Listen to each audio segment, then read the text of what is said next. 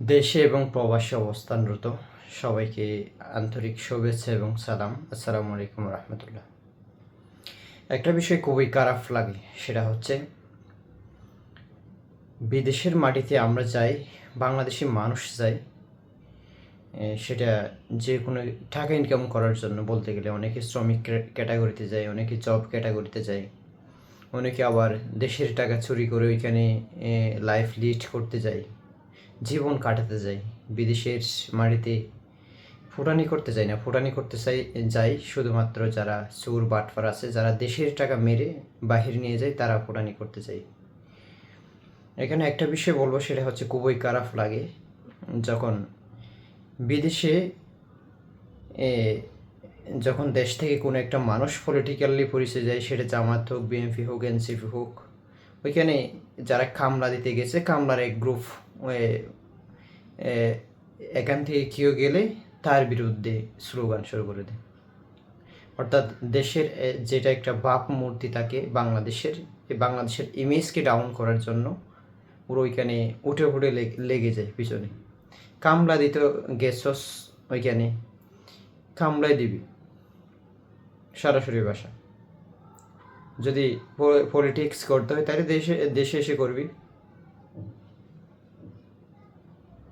ওইখানে নিজের দেশকে ঝুঁকির মধ্যে ফেলে নিজের দেশের যেটা ইমেজ আছে, যতটুকু আছে, সেটাকে বাপ মুহূর্তে একদম ডাউন করবে, এটা তো হতে পারে না। ওইখানে এই স্লোগান ওইখানে স্লোগান দিতে গেছস নাকি এমনি কামলা দিতে গেছস? আর যারা চোর বাটফার আছে, দেশের টাকা চুরি করে এদিক ওদিক নিয়ে গিয়ে ওই লাইফ লিড করতেছে, তারা তো অবশ্যই দিতে পারে। তারা তো ওই ফুটানি করতে গেছে দেশের টাকা, মানুষের টাকা মেরে। এই সমস্ত যারা বিদেশের মাটিতে দেশের বাপ মূর্তি নষ্ট করে, তাদেরকে ধরে ধরে পিটানো উচিত ছিল দেশে আসলে। কি একটা অবস্থা, টোটালি ভিন্ন একটা অবস্থা। সেটা যে কোনো সরকারের আমলে হোক, বিদেশের মাটিতে রাজনীতি বন্ধ হওয়া উচিত। সেটা রাজনীতি করলে দেশে আসবি, আর বাংলাদেশে তো রাজনীতি নামে তো তেমন কিচ্ছু নেই। কে একজন বলেছিল, পেশাবিহীন রাজনীতি হচ্ছে একটা চাঁদাবাজির লাইসেন্স।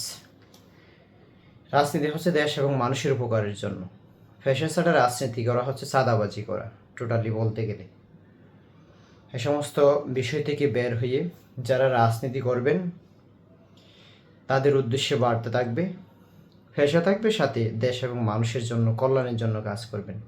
ওই রাজনীতি করবেন, একটা দলের পদবি নেবেন, ওইটাকে সাইনবোর্ড বানিয়ে, ওইটাকে দোকান বানিয়ে মানুষকে পুঁজি করবেন, এটা তো হতে পারে না। এটা তো আপনি ওই ছাদাবাজির লিস্টে অলরেডি আছেনই। আমি বলবো, যারা রাজনীতি করেন, যে কোনো পেশার সাথে সংযুক্ত থেকে রাজনীতি করবেন দেশ এবং মানুষের কল্যাণের জন্য। ওই সাদাবাজি টাইপের রাজনীতি এদেশ থেকে বিলুপ্ত হোক, এটাই প্রত্যাশা থাকবে।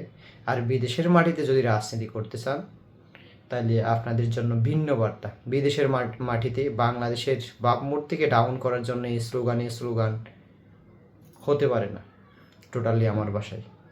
শুভকামনা সবার জন্য যারা বিদেশের মাটিতে আছেন।